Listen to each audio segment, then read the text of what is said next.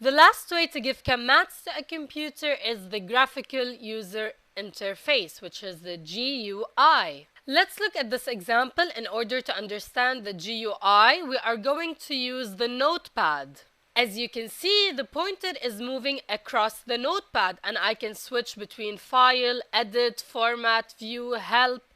This makes it much easier for the user to work because they can use the pointer to press on any button. Now, this is called the menu bar, and whatever option I choose from, I will get a drop-down menu where there are different options that I can choose. So, this is my drop-down menu, and this is the scroll bar. I use the scroll bar usually when I have a lot of words or text written in the notepad. So in order to see what's written below, I use the scroll bar to scroll down and see what is written below. So we use it to scroll up and down through the notepad. Now, if I go to Format and then I press Font, I will get a dialog box. This dialog box allows me to do more tasks, and this is mainly in regards with the text. So I change the font and the size.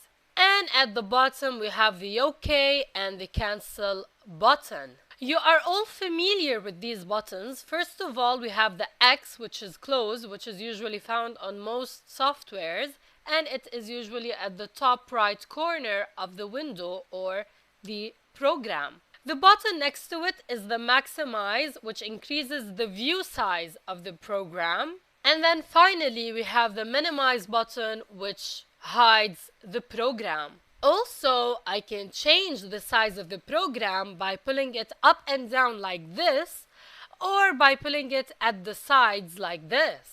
So, as you can see, I can adjust the size to my liking, and I can change it like I want. Now, if I press File and then Open, I can open a previous file that I saved on the notepad. I have the Save option where I can save my document, and finally I have the Exit option where I can exit the program. Okay, let's close the program, so we press on Exit.